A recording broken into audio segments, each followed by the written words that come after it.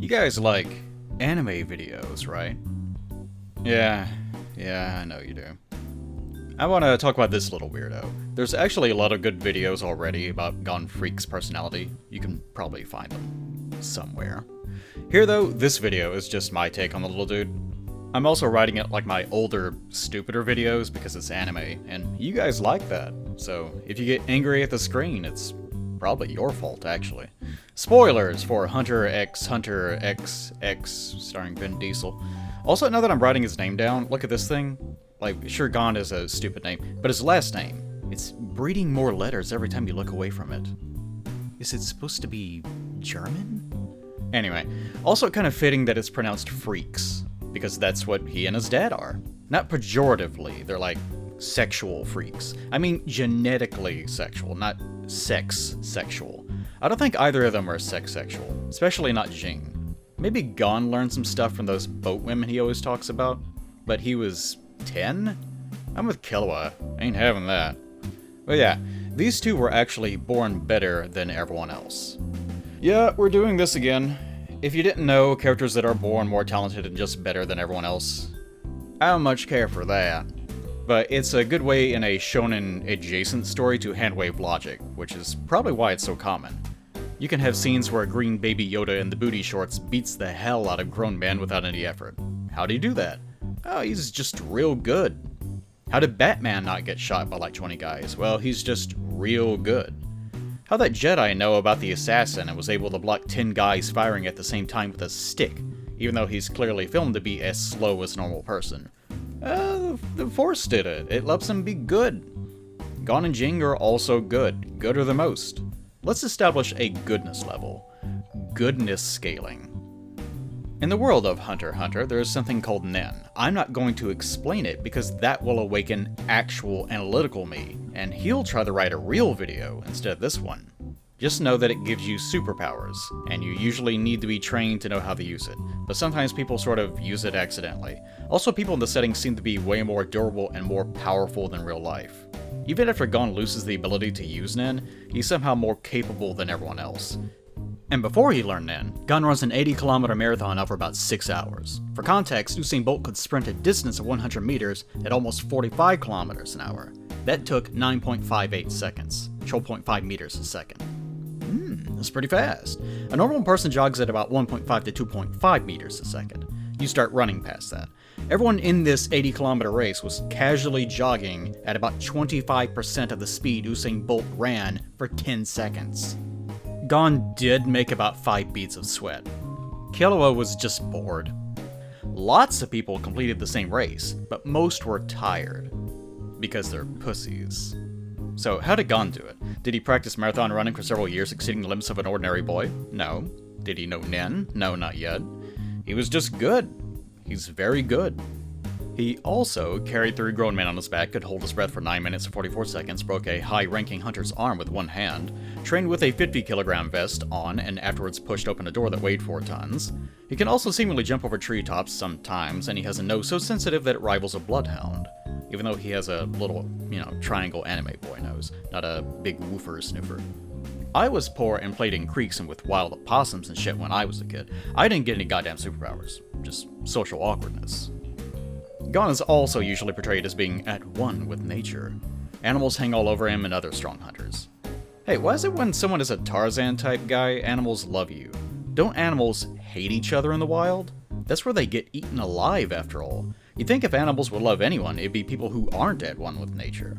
Maybe he missprays his pheromones on them when they're not looking. Alongside all these superhuman feats, Gon is also 11 years old. The actual reason why he can do this stuff is, this is an imaginary fake person. It's made up. The guy that wrote it lied about him being real. So don't be too depressed, you can't do that stuff. You would actually have to try, but all Gon had to do was be ink on paper, which, frankly, I think is a little embarrassing for him. But in the setting, that's just how it works. It could be he was unconsciously using Nen because people do that, but it's mainly because he's just better than everyone else. Wing says that he and Killua are 1 in 10 million talents, so they just naturally master stuff with way less effort than normal, mundane, dookie-level humans. I'm just establishing here that Gon is superhuman. He has lots of natural advantages over almost everyone he meets, and even before becoming a hunter, he can't necessarily be held accountable by anyone, because no one would be able to stop him. And that's something important to remember when evaluating someone's character. So he's strong. Let's look at his motivations now. The first time we run into this kid, he's trying to catch a huge fish. He made a deal with his average human mother-sized sister-aunt thing, that if he caught it, he'd be allowed to go take the hunter exam. No one can catch the fish, he's too big or something. But Gon is a baby, and he can because he's just so good. I'd like to point out that he doesn't really do anything clever, he sort of just catches it. It makes it seem like the master of the swamp isn't hard to hook, you just have to be strong to reel him in, maybe. But it doesn't matter how strong you are because there's still a fishing line between you and the fish. I guess the fishing line is also just real good and never breaks, or maybe Gon unconsciously used enhancement then or something on it. I don't care. I just wanted to bitch about the fish. Also, if it was based solely on strength, couldn't Gon just jump in the pond and punch out the fish? Well, whatever. He gets the fish. More importantly, when the story opens and he's 11 years old, he's already at one with nature and he has superhuman powers. But that wasn't always the case. 3 years before that, he's not all that strong or concerned about nature. Dr. Gripes is going to look at his formative years. Okay, parents. His first cousin is basically his mom. That's fine. He's never met his dad and just knows he abandoned him, although Mito later admits she stole custody from him. She doesn't say why, but it seems like it was because she knew Ging was a dumbass who'd be a terrible father, not that he put up a fight about it. So Gon has no dad, a mother that tells him every day he's not her child, and his primary motivation is now meeting his dad and becoming a hunter. Why? Well, it's because the show is called Hunter x Hunter. But tabling that, he says it's because being a hunter must be amazing for a father to abandon his child. You know, it's one of those anime things where a kid says something stupid and disconnected from reality, and we're supposed to respect him because his innocent wonder belies the reality of the world around him. But okay, one, shitty parents exist. Knocked up teens dump their babies in dumpsters from time to time. I myself was the victim of terrible parenting. Not the dumpster thing, though. A good portion of you probably had bad parents, too. That's why we're both on YouTube. Hey, maybe the guy who's known for being unreliable and selfish is unreliable and selfish. Maybe becoming a hunter didn't have a damn thing to do with it. Maybe Ging is just a terrible person. Later on, we learned that, yeah, he is. Most hunters are sort of terrible people in various ways. More on that later. Gon becomes a hunter way before meeting his dad. This doesn't satisfy his goal at all. In fact, he even sells his license at one point because it's not that important to him. You get the impression that at some point his bullshit about learning why his dad left doesn't actually matter. It's more that Gon just set an arbitrary goal and now wants to hunt it to completion. Also, since this was Kite's exact goal, maybe he just appropriated it to some degree. By the time he sells that license, he knows what being a hunter is like. And being a hunter is pretty nice. Up front, they tell you that making billions of dollars becomes absurdly easy. The entire internet seems to exist to funnel money into their pockets. The sort of world government also lets you commit crimes or do whatever, just as long as you like looking for stuff. That's why the Hunter Association exists. They like it when people aggressively pursue goals, but the association doesn't care what the goals are or how you go about accomplishing them, mostly. If that sounds insane, well, 95% of the countries of the world say this is a great system. It seems like that's because they secretly know how fucking good nin powers are. Society at large has no clue nin exists, even though crazy shit is happening everywhere all the time. And entire national economies are driven by people's powers. There are public fight arenas that showcase superhumans doing stuff the audience can't see because it's nin. But no, Gon doesn't care about being a hunter, even though it's the most advantageous status to have in the universe. He just wants his dad to tell him specifically why he thinks being a hunter is great. His obsession with his dad is so damn weird. There's a moment in the story where Ging has a recorded message that's about to tell Gon about his mother. Gon turns it off and doesn't want to learn. Stop making me learn facts! Because Mito is his mom. So Gon didn't have a dad, but he's obsessed with him because Ging abandoned him for hunter shit. Okay, fine. But his mom also was not there, but he's not obsessed with her. She could be dying in a ditch, screaming her baby's name right now, and Gon doesn't care. She's his mother. She squeezed him out of her hoo-ha. And that hurts a lot, I'm told. Especially if you're giving birth to a fucking pineapple. That stupid looking hair probably scarred up her inside something fierce. And sometimes mothers develop attachments to stuff that falls out of them. Like love and shit. And there's no explanation for her abandoning him before his dad did. In fact, she may not even exist because Ging used a Greed Island card that lets him poop out babies from his butthole or hatch them from an egg he horfs up. Or gone green like an apple out of Jing's nipkin, who knows? It's a big mystery. So you'd think it'd be even more of a big deal for her to not be around. But no, who cares? Not important. You can make up a few reasons for this. The most reasonable one is one I find totally unreasonable. That since he grew up with an adopted mother, he's just way less concerned about that mystery. Mito was also clearly infatuated with Ging, despite him being talented human garbage, so she never shut up about him. Also, she was 3 years old when she knew him, and her cousin. Gross. Point being, she didn't know his mother, so she never talked about her. So it probably got in his head that his father was fascinating. That's the intrinsic reason. The extrinsic, real reason is that Togashi probably didn't want to discuss his mom and needed Gon to have some generic overarching goal to chase to get the plot going. His moron father. Either way, Gon and Ging are styled to be incredibly similar. When Gon is abandoning Mito to go on some asinine mission, she compares him to Ging because that's the exact same thing Ging did. Gon left, Gon was gone, yes, when he was 11 and had superpowers. But when he was 8, he seems like he didn't have his one with nature stuff. This is when he ran into this guy, Kite. Gon goes wandering around in the territory of a space bear or something, and the bear was a mother, which clearly does not impress Gon. But to save his life from Mom Bear, Kite has to kill this poor, murderous, extremely aggressive animal who will brutally maul a child to death for walking in the general area. That poor creature. Kite questions why Gon doesn't know about nature, and Gon says it's because he doesn't have a mother or father. Oh, I see. That Mito is my mother horseshit hits the road pretty fast, doesn't it? Was she not teaching you about the woods you fucking live next to? Anyway, Kite tells him his father is alive and a hunter. That Mito really appreciated that, after years of lying about his father being dead. Although Gon doesn't tell Mito that he knew this stuff until 3 years later, so I guess he knew it would cause her to spiral into a depression. And when he admits knowing this stuff, he tells her he can tell when she's lying. She does it a lot. This is a cool family dynamic you've got going, Gon.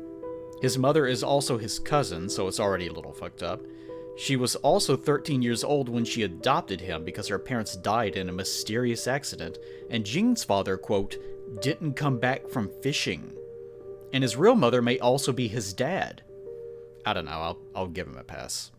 But jumping way ahead, I'd like to point out that Gon loses his goddamn mind about Kite dying later.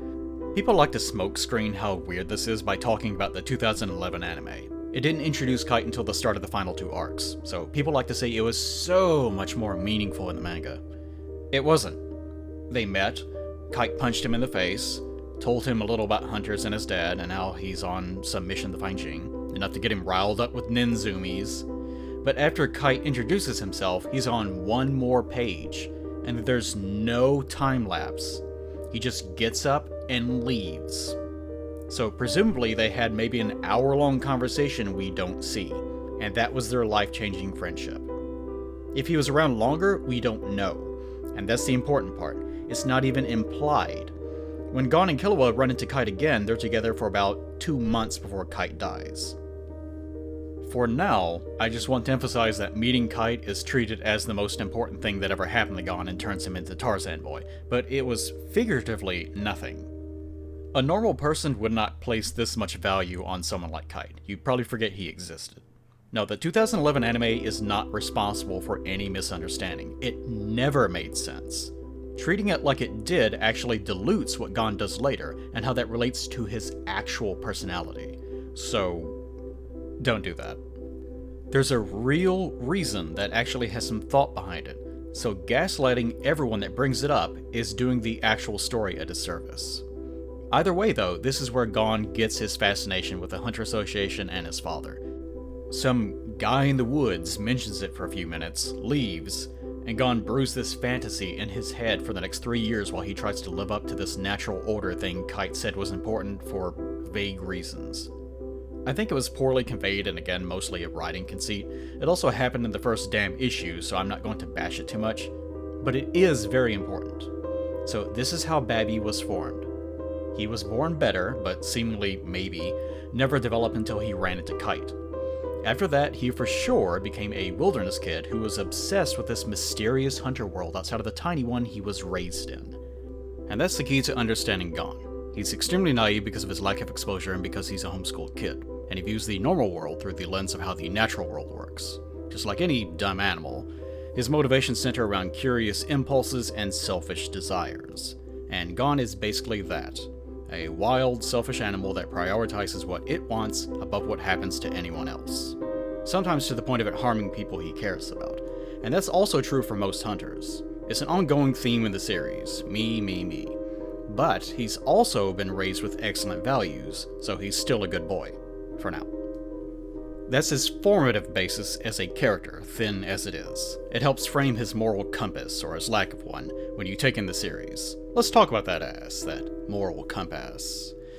When Killua mentions he's an assassin, Gon not only instantly believes him, but also doesn't care. The thought of, oh, this is a person without moral character who will murder someone for money, never occurs to him. Not that I characterize Killua exactly like this, but it doesn't even cross Gon's mind. To him, it's just a curiosity, something to learn about.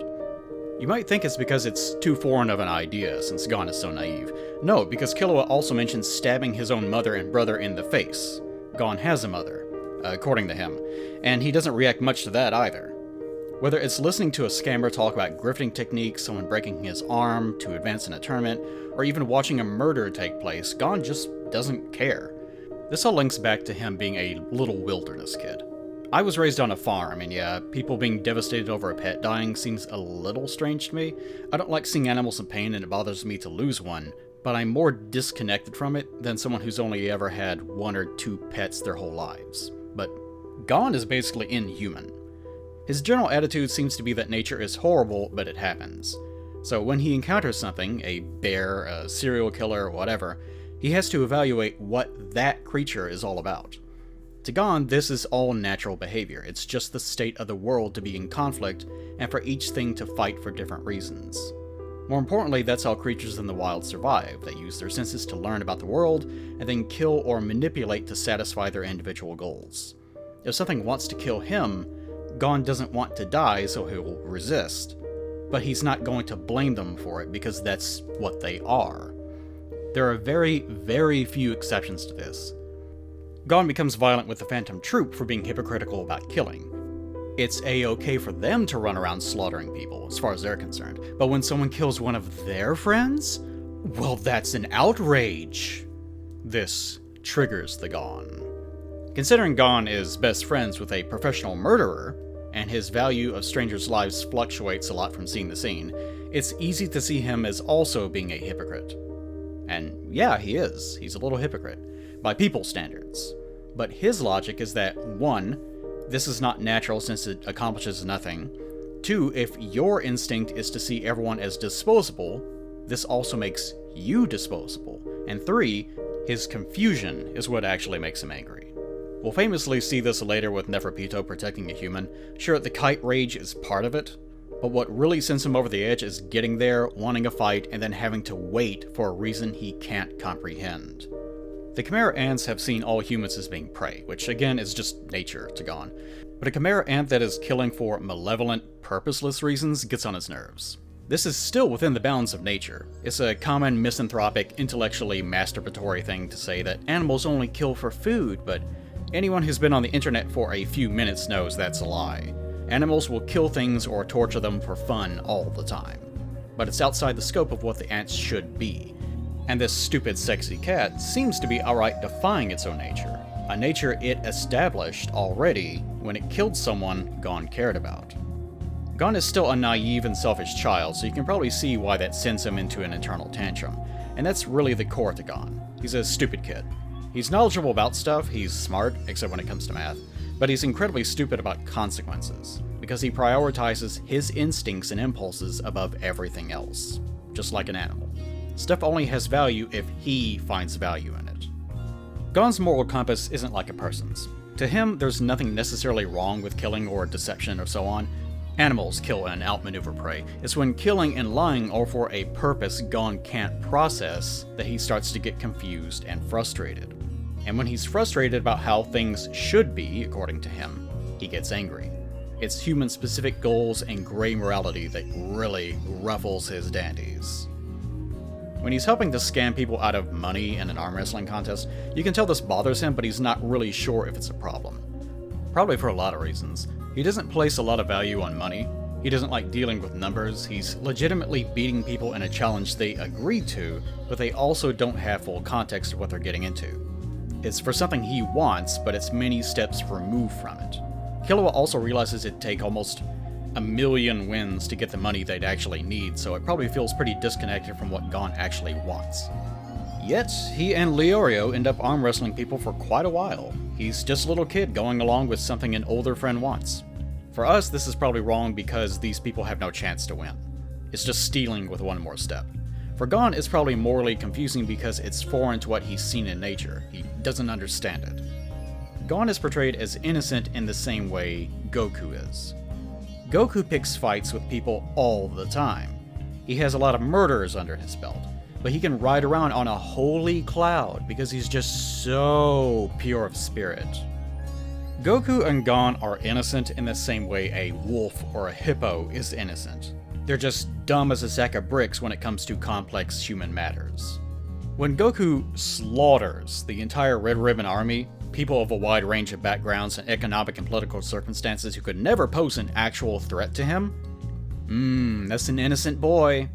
When Gon meets a serial killer that became that way because of a series of tragedies in his childhood that ruined his formative upbringing, but Gon doesn't care and uses him as a training dummy until he thanks him and disposes of him? Innocence. When a monkey grabs a tourist baby out of their arms and races through the treetops back home, where they'll tear it apart and eat it alive? Innocent. So pure and innocent. What a pristine, holy being these creatures are for being at one with nature. Like Buddha or Jesus when you think about it, right? What? No? Yeah, maybe being at one with nature isn't so great when nature is known for being the most evil thing in the universe. We call people evil when they obey their animal impulses over having human judgment. Nature just doesn't know how fucked up it is, and that's what supposedly makes it innocent.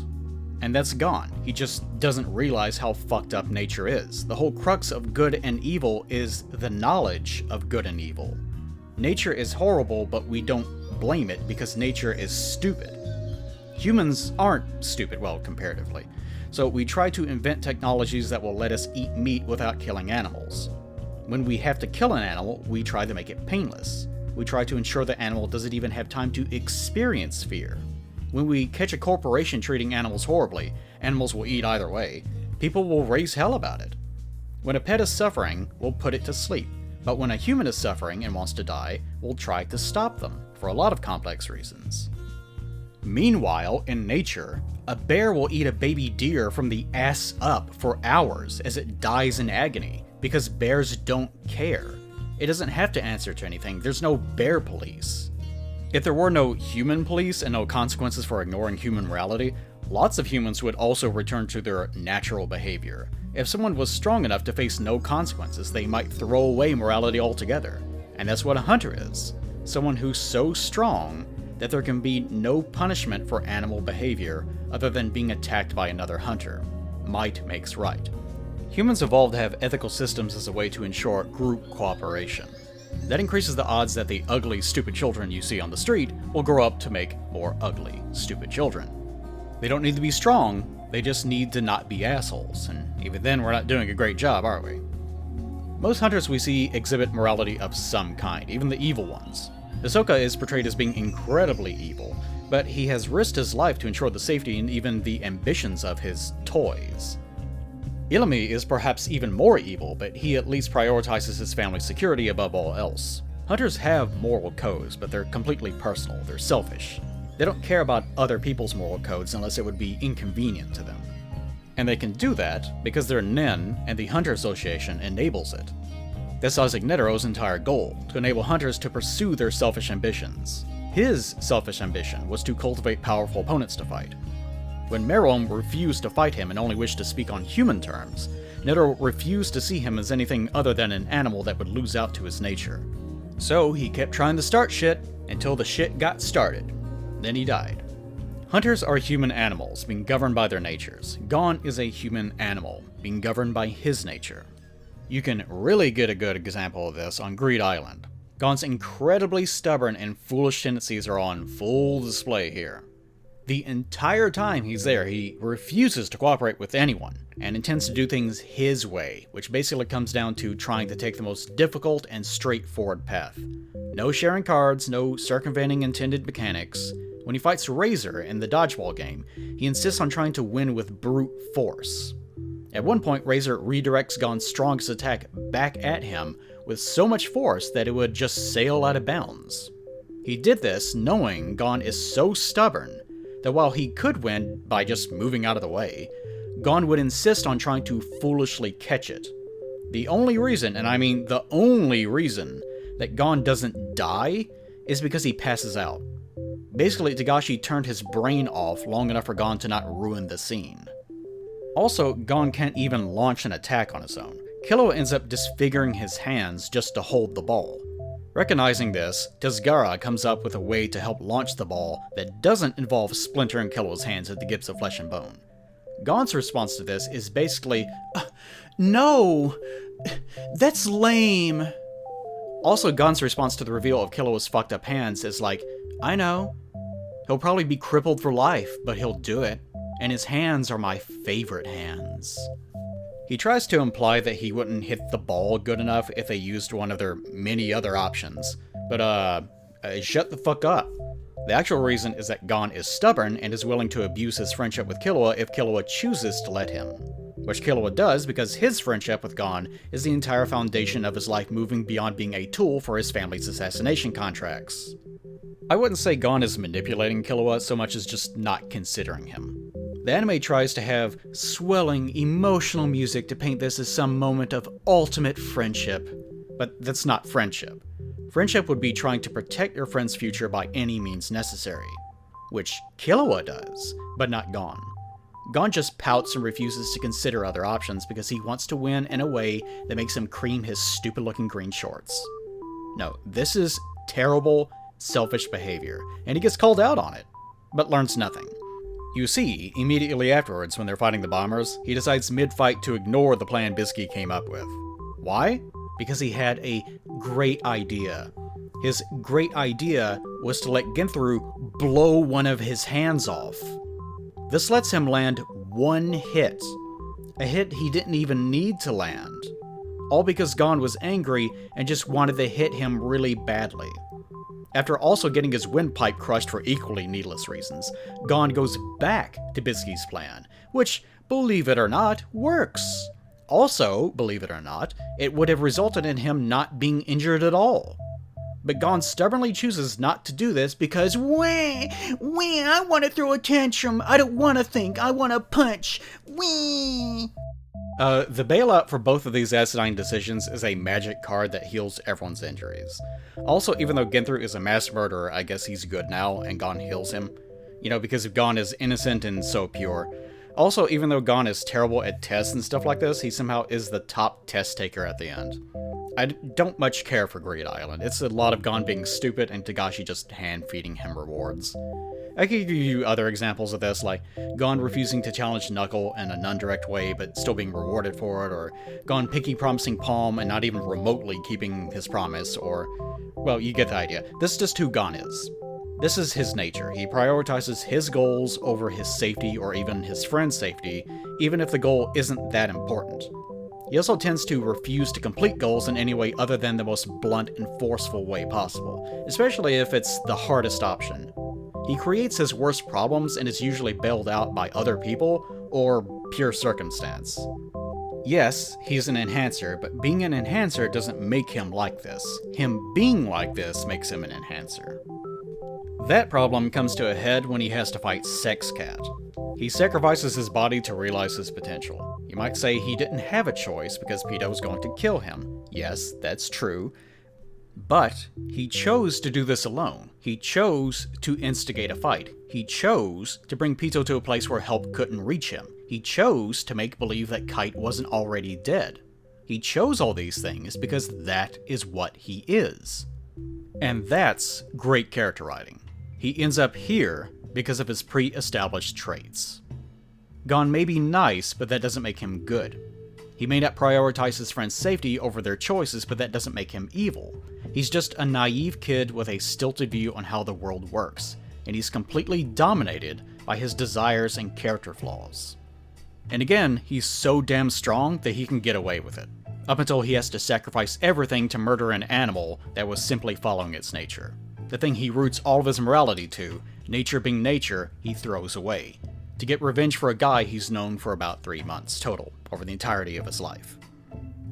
I can hear you screaming, despite being wrong and me being right, so let's get into that.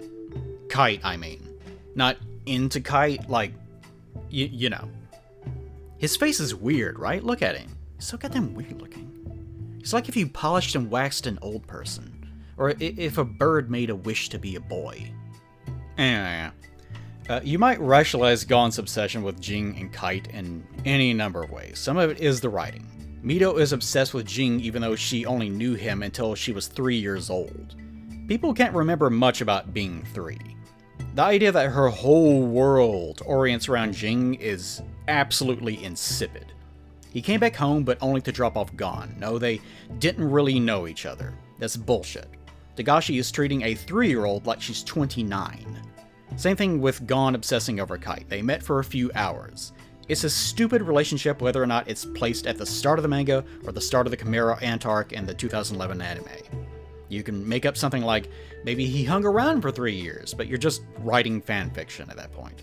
So, yes, part of it is that Togashi just didn't hinge these specific relationships on anything coherent. I chalk this up to it being the start of the manga. It was more important to get the ball rolling, so a lot of ideas weren't fleshed out. By the time Gon comes back home in chapter 65, there's a lot of hand-waving to quickly explain away as much of the nonsense as Togashi can. He does a great job of establishing relationships most of the time, just not with anyone from Tutorial Island. Even in chapter 185, when they run into each other again, Kite barely remembers them meeting. In fact, when Gon says he left Jing's hunter license behind, Kite's reaction is, "I did? Oh." I get the feeling that Togashi, sort of like me actually, loves to analyze and break down systems and ideas, but will sometimes just skip over things he's not interested in the moment.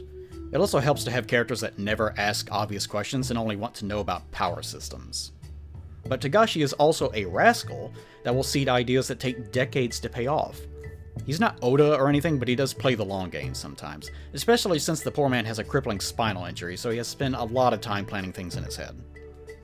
Sometimes, then, I think that this really weird obsession with Ging and Kite is for a reason. Maybe the reason why Gon's mother never gets brought up is because he doesn't have one. Not a new theory, right?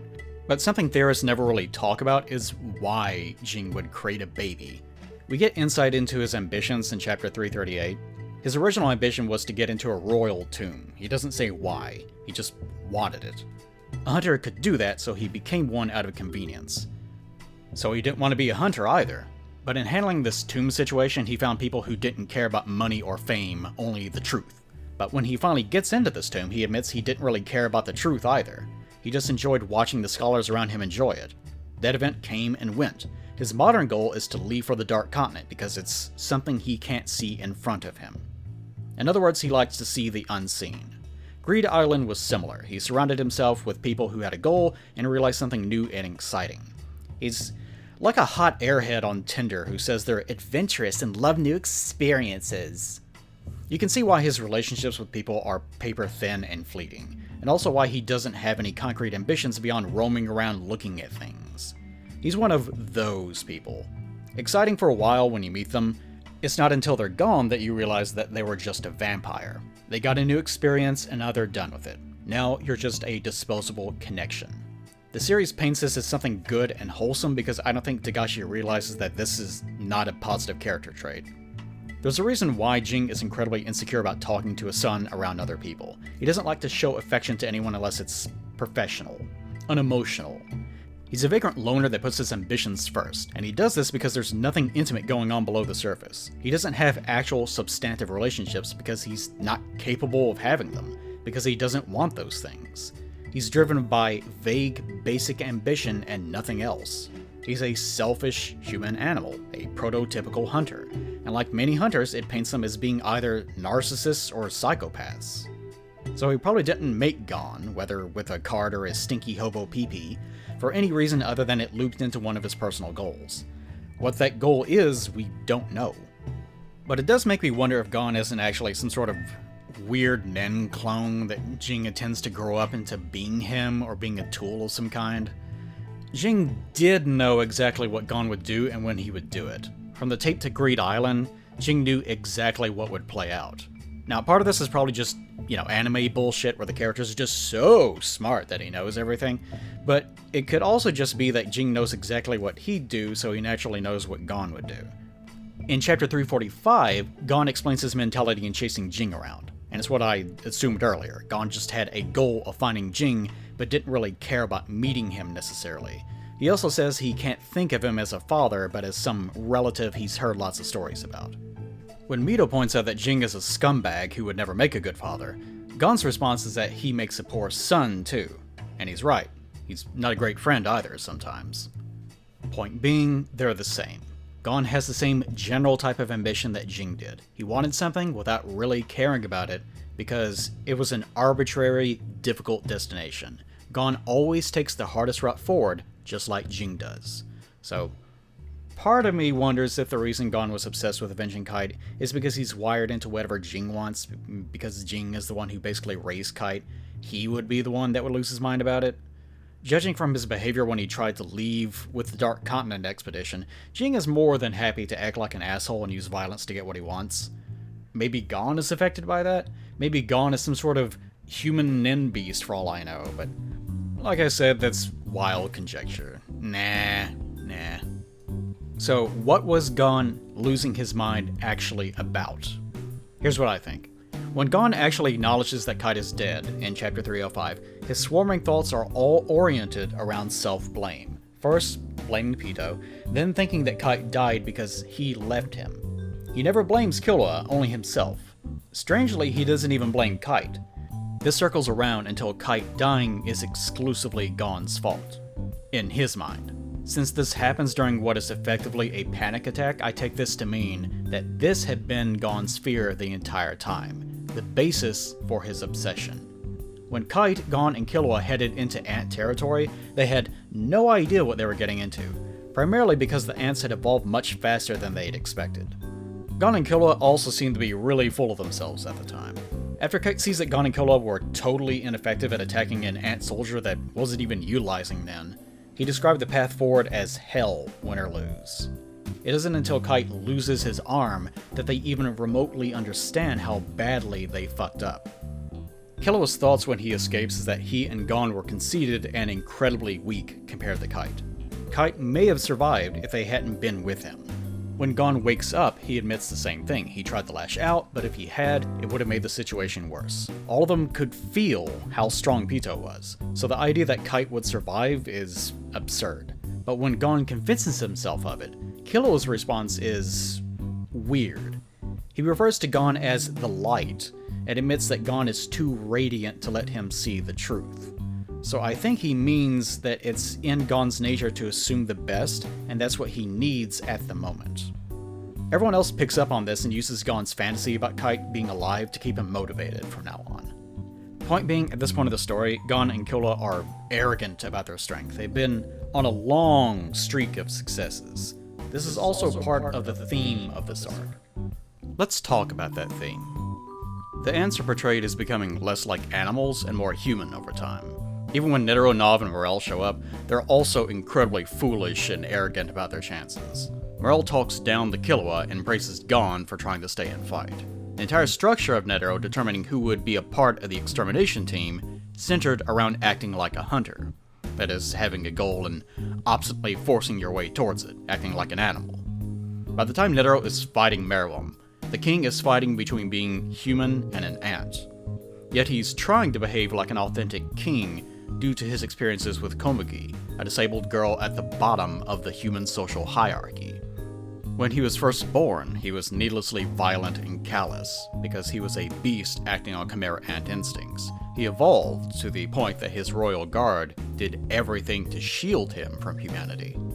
Netero's lesson for Meruem as he dies is that humanity isn't to be underestimated, due to its infinite potential for evolution. That humanity and evolution was happening in the king. And in Netero, he was abandoning conventional human traits to satisfy his ambition to fight. Although Netero spent years focusing his abilities by offering up prayers to martial arts, even though he's themed after a bodhisattva, he's simultaneously framed as being sinister and villainous. A real-life bodhisattva is meant to be a person on the path to awakening to Buddhahood by wishing for a compassionate benefit for all sentient beings. Yet we know Netero is incredibly selfish and only wants one thing: to fight. He's nothing like a Buddha. I'd say this is because the person who themed Netero's powers is Netero. He chose what his power looked like.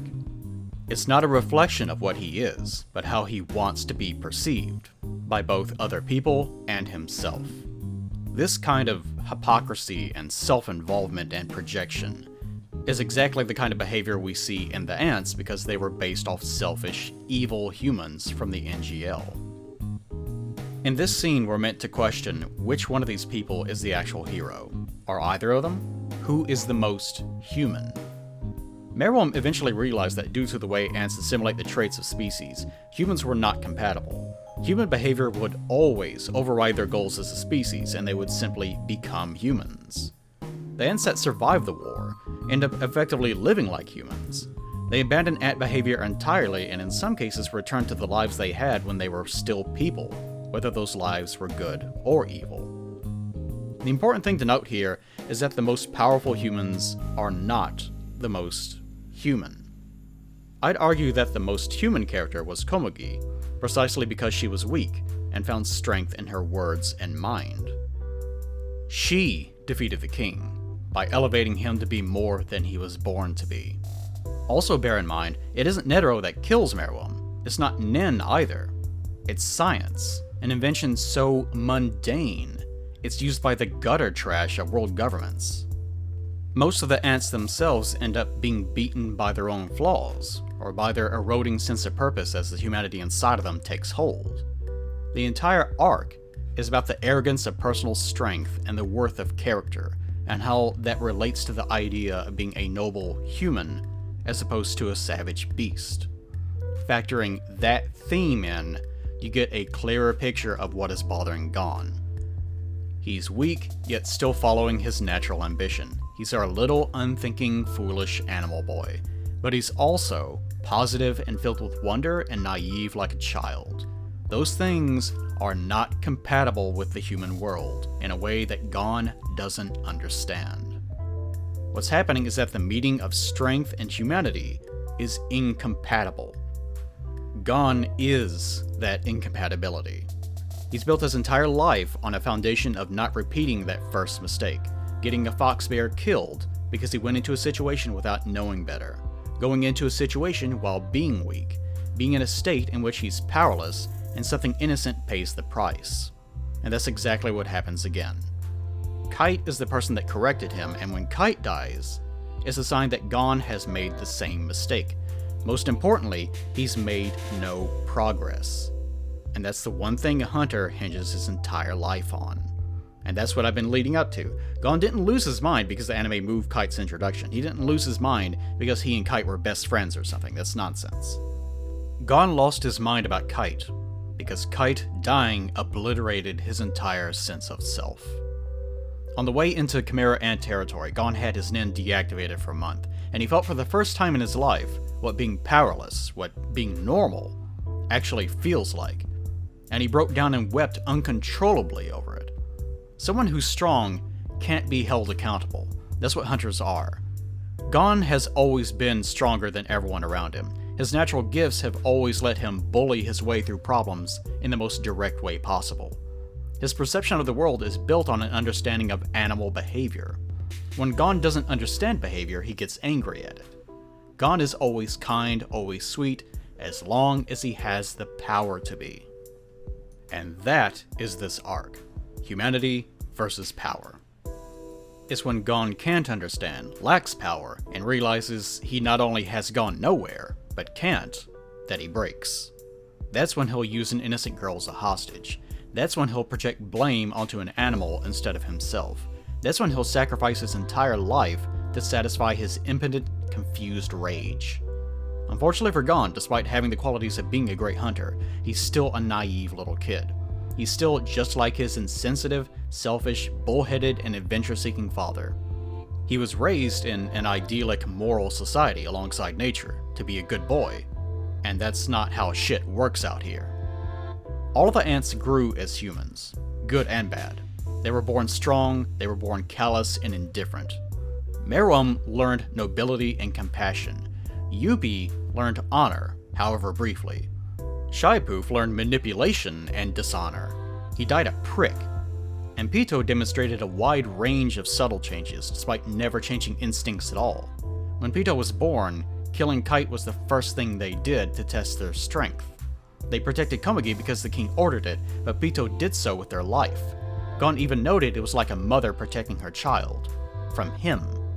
It's a direct recreation of that fox bear situation, his starting point. Except this time, Gon is practically lusting for the mother to die. I hope I've done a good job of painting how insane that is for Gon, how incompatible, and why it's this exact situation that makes him lose his mind. Also, even though they didn't have to, Pito escorted Gon all the way to Kite's body, was completely honest about what had happened, and even apologized to him.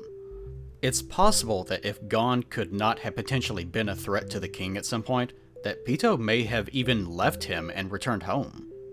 There was humanity in that situation, and it wasn't just coming from Gon's compassion for Kite. Point being, strength in Hunter x Hunter is something of a sickness to development of human character. Power with Nen is closely tied with personal ambition, selfishness, and obstinance. In nature, the most versatile and flexible of creatures survive. It's no wonder that the best Nen powers are versatile ones, yet the most powerful and most discouraged are ones layered with rules and restrictions. Honestly, Gon losing his ability to use Nen is the best thing that could ever happen to him. While he and his father are figuratively the same person, we've seen what kind of person Ging became. He's just some violent asshole that leeches experiences off of other people. He's capable, but he doesn't have much character. He uses people and then leaves them. And we've seen Gon use his friends already. As for Gon, unfortunately, even though he can't use Nen, he's still absurdly strong for no real reason. He can climb a world tree with no effort after all. But maybe it would be good for him to live part of his life as a weak, normal person. Someone that doesn't have the ability to solve problems by getting stronger. Maybe then he'll actually change, and we won't get any more fox bear or Kite mistakes. Maybe instead of growing up to be just like his father, instead of being so obstinate, selfish, and focused, he'll learn solutions to weakness. He'll learn to be more human. Maybe he'll wear some complementary colors to break up all that damn green. Put on some pants, comb your hair, do your homework. That way, when Togashi writes his powers back in 2087, once they've invented artificial spines for this blessed man, Gon will be a better hunter. And he'll be better than his father, specifically because he's been weak and learned how to be a man.